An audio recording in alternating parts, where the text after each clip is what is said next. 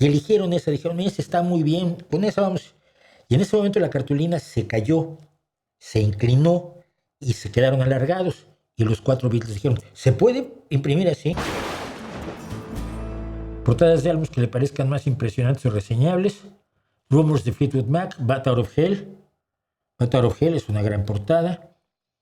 Sgt. Pepper's me parece una de las grandes portadas de la historia. On the Threshold of a Dream de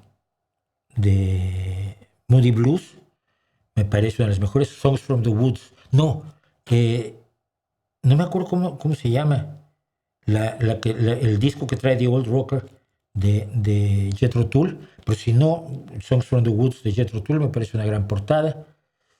¿Qué otras grandes portadas? El disco blanco de los Beatles me pareció una genialidad absoluta, después de grandes portadas.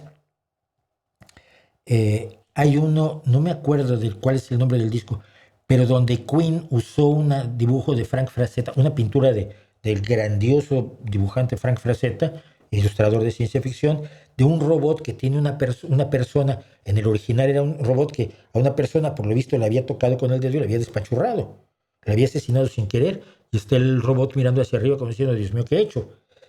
Y están los otros, lo sustituyeron a esa persona por uno de los de Queen, los otros tres están cayendo de manos del robot. Me parece siempre genial. Y te voy a contar una cosa de una portada que casi nadie sabe. De Rubber Soul de los Beatles, saben que está alargada la fotografía. Y la historia es la siguiente. Les tomaron una serie de fotos para la portada de Rubber Soul. Y cuando les estaban el fotógrafo, como hacíamos entonces, cuando no teníamos pantallas ni mucho menos, sacó diapositivas y las estaba proyectando sobre una cartulina.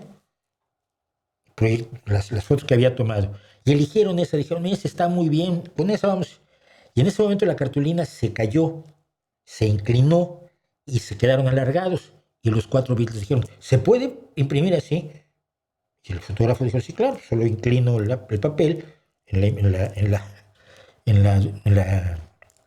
impresora, en la duplicadora de fotografía, puedo inclinarlo y hacer eso. No, sí, alargados así. Todo porque se cayó una cartulina y es una portada famosa.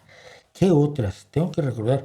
Hay una de Electric Light Orchestra, me parece espectacular. Hotel California, que es una portada que parece lo contrario a lo que es el contenido de la canción. Hay muchos.